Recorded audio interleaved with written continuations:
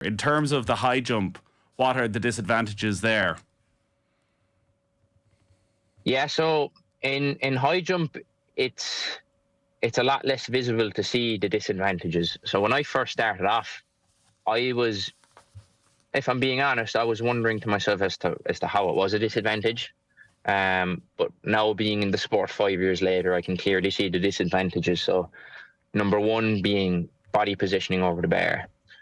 I'm obviously heavier on the right side of my body than the left side because I just have more weight due to my arm, which means when I'm going over the bar, I'm tilted like this, whereas I should be parallel over the bar like this.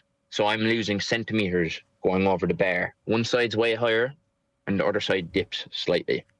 That has also been a technical thing that I've been working on quite a lot over the last while, which has improved, but it's something you wouldn't exactly consider as a disadvantage until it's explained. Also, when I'm running in towards the bar, because I'm missing this extra lever, I have to overextend this side, and there can be a tendency when I'm running to run but also come inward like this. So being able to have really strong core to be able to stay in that sort of straight line position to keep forward momentum as opposed to crossing and changing, because you want your momentum to be forward, not to be crossing each other, because it's not going to be sustainable as the closer you get to the bar. Olympic lifting, I can't do Olympic lifting efficiently.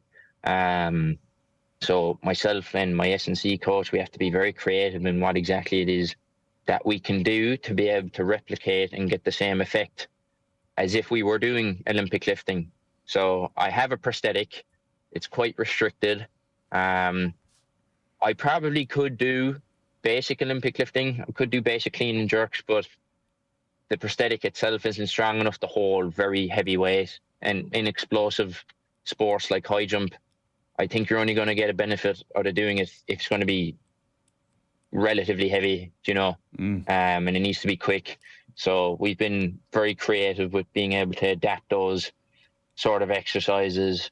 So there is quite a few disadvantages, and like there are two major disadvantages. I mean, like Olympic lifting is the pinnacle to helping with your explosive power, and then body positioning and technical ability is everything then as well in the sport. So they would be the two kind of standout disadvantages, I suppose.